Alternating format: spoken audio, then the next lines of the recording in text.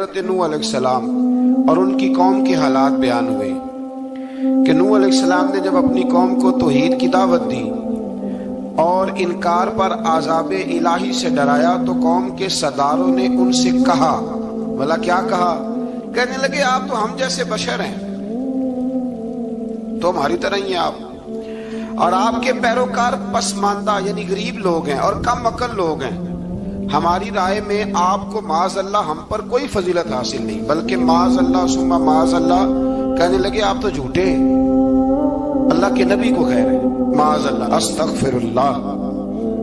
نوح علیہ السلام نے جواب دیا کہ میں اپنے رب کی جانب سے واضح دلیل رکھتا ہوں اور اس نے مجھے رحمت سے نوازا ہے، لیکن تم میرے مقام کو سمجھنے کی صلاحیت نہیں رکھتے، تم اتنی صلاحیت رکھتے نہیں ہو۔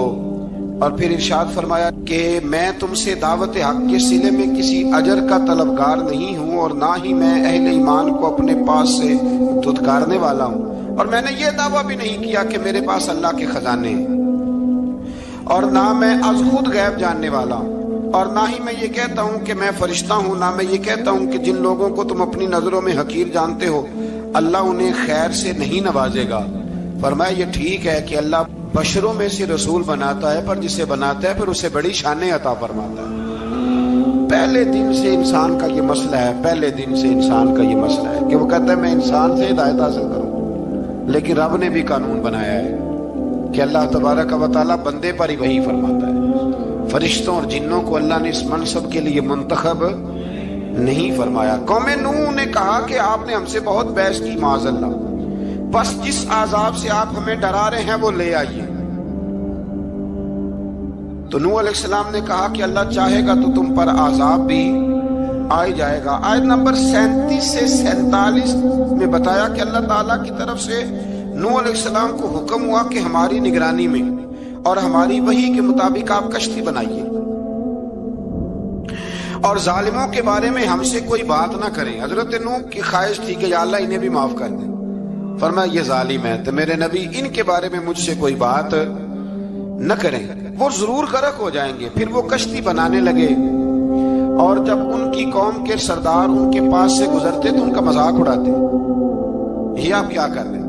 آج بھی وزیر مشیر بڑے بڑے لوگ اللہ ماشاءاللہ دینداروں کا مذاق اڑاتے نہیں؟ اڑاتے ہیں کہ نہیں اڑاتے مذاق؟ یہ کن کا طریقہ ہے؟ یہ تو قرآن مجید کہہ رہا ہے کہ حضرت نوح کی قوم جو کافر تھی ان کا طریقہ ہے اہل ایمان کا مذاق اڑانا۔ تو وہ مذاق اڑانے لگے۔ نوح علیہ السلام نے کہا کہ وہ وقت آنے والا ہے کہ جب تمہارا مذاق اڑایا جائے گا اور تمہیں پتہ چل جائے گا کہ رسوا کن عذاب کس پر آئے گا۔ اللہ تعالیٰ نے فرمایا جب ہمارا حکم عذاب آ پہنچا اور تندور ابلنے لگا، تندور سے آگ نکلا کرتی ہے، پانی نہیں نکلا کرتا، اور نوح علیہ السلام کی قوم پر جب عذاب آیا تو پانی تندور سے نکلا، تندور سے اللہ نے پانی نکالا، جہاں سے پانی نکلا نہیں کرتا، تندور ابلنے لگا۔ اللہ اکبر۔ تو اللہ تبارک و تعالیٰ نے فرمایا تو ہم نے نوح علیہ السلام سے کہا کہ آپ خود اور اپنے گھر والوں کے ساتھ اس کشتی میں سوار ہو جائیں، اور اہل ایمان کو بھی سوار کر لیں، اور ہر چیز کے جوڑے یعنی نار اور مادہ کو سوار کر لیں، اور ان کے ساتھ ایمان والے بہت کام تھے۔ حضرت نوح علیہ السلام دعائیں پڑھتے ہوئے سوار ہو گئے۔ پھر کیا ہوا؟ کشتی انہیں پہاڑوں جیسی موجوں میں لے جا رہی تھی کہ نوح علیہ السلام الگ کھڑے ہوئے اپنے بیٹے سے فرمانے لگے اے بیٹے ہمارے ساتھ کشتی میں سوار ہو جا اور کافروں کے ساتھ نہ رہو۔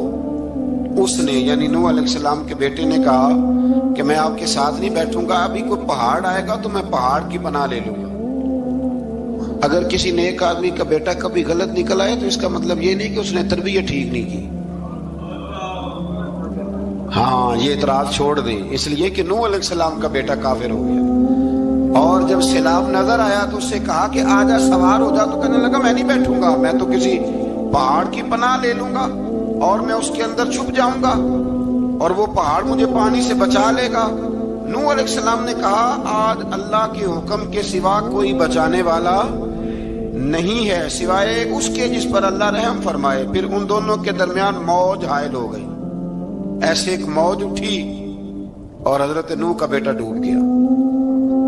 اور جب حضرت نوح کا بیٹا ڈوبا، اللہ کی طرف سے حکم ہوا اے زمین اپنا پانی نگل لے، اے آسمان تھم جا، اور پانی خشک ہو گیا۔ اللہ کا فیصلہ نافذ ہو گیا اور کشتی کوہ جودی پر ٹھہر گئی۔ نوح علیہ السلام نے اللہ سے التجا کی، کیا میرے پروردگار میرا بیٹا اور میرے اہل سے ہے، اور تیرا وعدہ سچا ہے کہ تو میرے اہل کو بچا لے گا۔ اللہ نے فرمایا نوح وہ آپ کے اہل میں سے ہے ہی نہیں، وہ آپ کے اہل میں سے ہے ہی نہیں۔ اہل میں سے وہ ہوگا جو آپ کے طریقے پہ چلے گا، جو طریقے پہ نہ چلے وہ نسل میں سے ہے ہی نہیں، وہ ختم ہو گئی بات۔ اللہ اکبر۔ اس کے اعمال ٹھیک نہیں، جس بات کی حقیقت کا آپ کو معلوم نہ ہو اس کے بارے میں سوال نہ کریں۔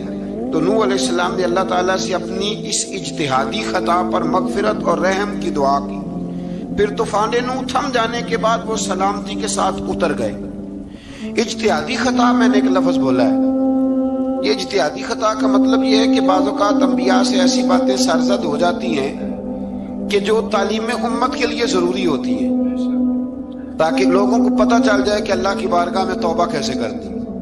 اگر وہ لوگ توبہ نہ کرتے تو ہمیں توبہ کے طریقے سمجھ میں، یعنی ان سے اجتہادی خطا ہو گئی، کہنے میں کرنے میں کوئی ایسی بات ہو گئی جو بظاہر اللہ تعالیٰ کی رضا والی، تو فوراً معافی مانگ لیتے تھے۔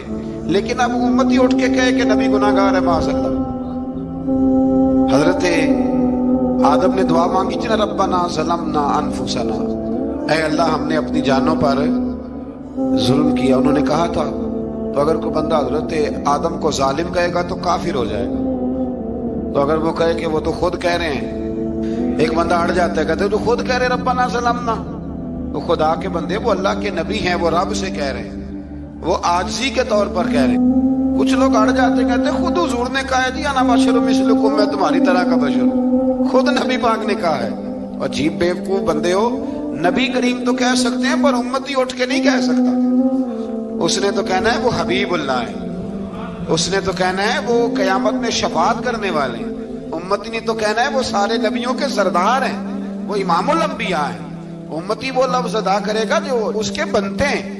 اب کوئی بندہ اٹھ کے کہہ دے، دیکھے نا ایک بہت بڑا عالم تقریر کرتے ہوئے کہے جی میں تو ان پڑھ آدمی ہوں، تو اس کا شاگرد کہے کہ استاد جی قسم اٹھائے ہاں آپ نے تقریر میں کہا نہیں میں ان پڑھ ہوں، آپ تو ان پڑھ ہے۔ تو یہ بات ادب ہے کہ بے ادبی ہے؟ چلیں اس سے آگے چلتے ہیں، یہ بھی ذرا مشکل سے سمجھ میں آئے گی۔ ایک اور بات جو جلدی سمجھ میں آ جائے گی، ایم این اے جب اعلان کرتا ہے، تقریر کرتا ہے، الیکشن لڑتا ہے تو کہتا نہیں میں قوم کا خادم ہوں، کہتے ہیں نا کہ میں قوم کا خادم۔ سے آپ کیا کچھ کراتے ہو؟ سارے کام کراتے ہیں نا۔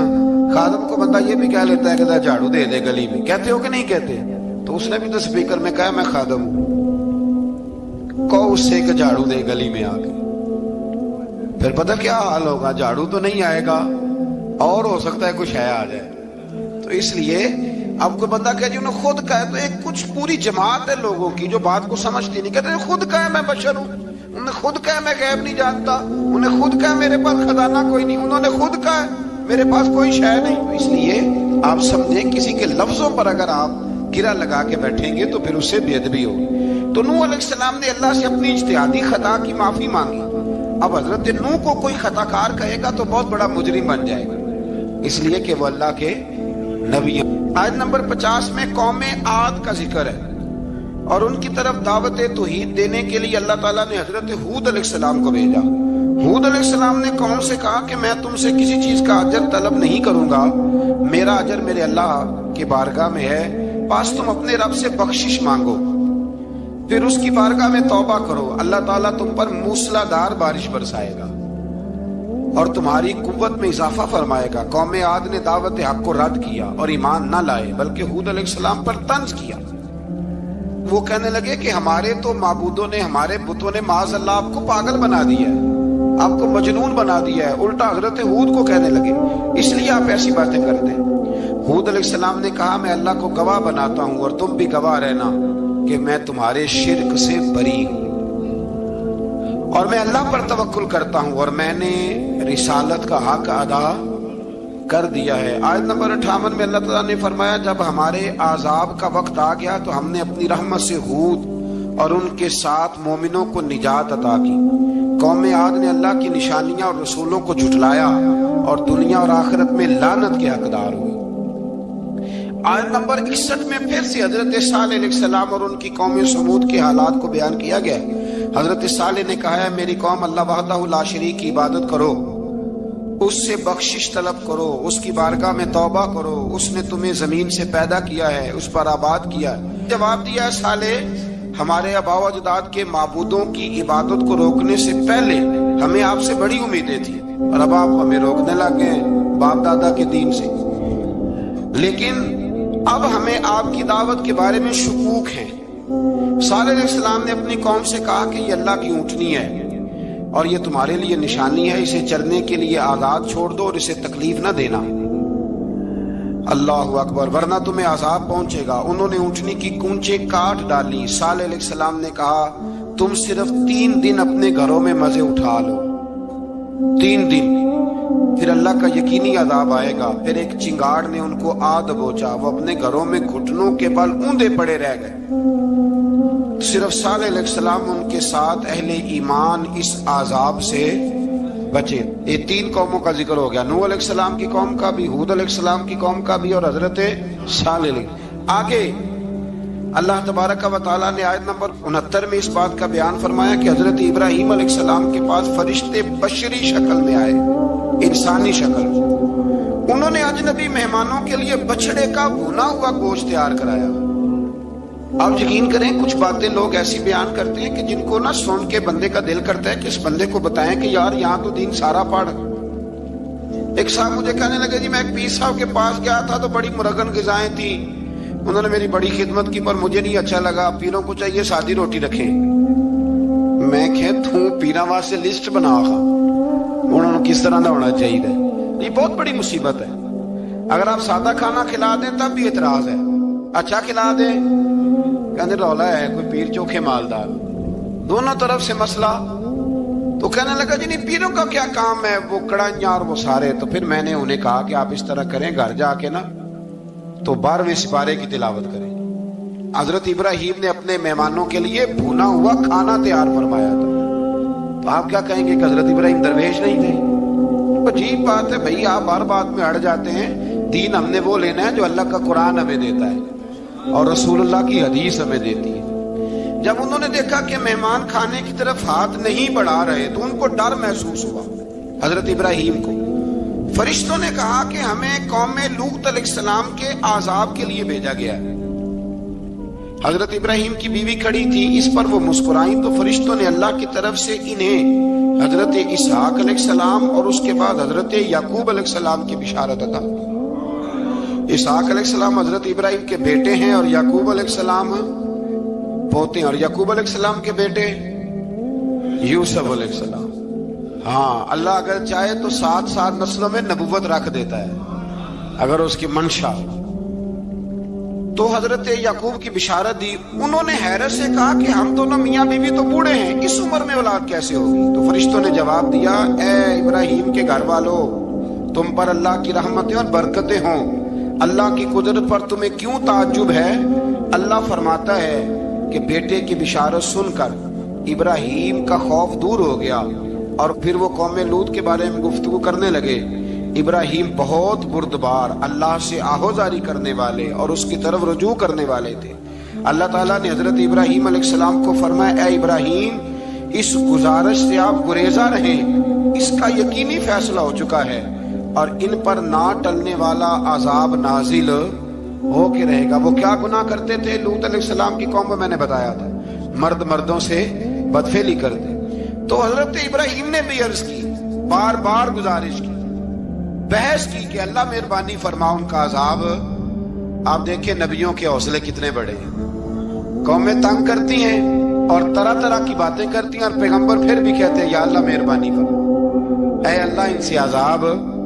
آیت نمبر 77 میں حضرت لوط علیہ السلام کی قوم کی بدعمالیوں اور لوط علیہ السلام کے اپنی قوم کو بدعمالیوں کے باعث فرشتوں کی آمد، قوم کے بدعمال لوگوں کے دوڑ کر آنے اور حضرت لوط کو ان کے سمجھانے اور ان کے انکار پر مضطرب ہونے کا ذکر ہے۔ جس پر فرشتوں نے حضرت لوط کو تسلی دی کہ آپ فکر نہ کریں، ہم آپ کے رب کے فرشتے ہیں، یہ آپ اور ہم تک نہیں پہنچ سکیں گے۔ آپ رات کے آخری حصے میں قوم کی طرف توجہ کیے بغیر ہجرت فرما لیں، اس لیے کہ صبح کے وقت ان پر عذاب آئے گا۔ جب اللہ کا عذاب آیا تو اس نے بستی کے اوپر کے حصے کو نیچے کر دیا اور قوم لوط کے اوپر اللہ کی طرف سے لگاتار نشان زدہ پتھر برسائے گئے۔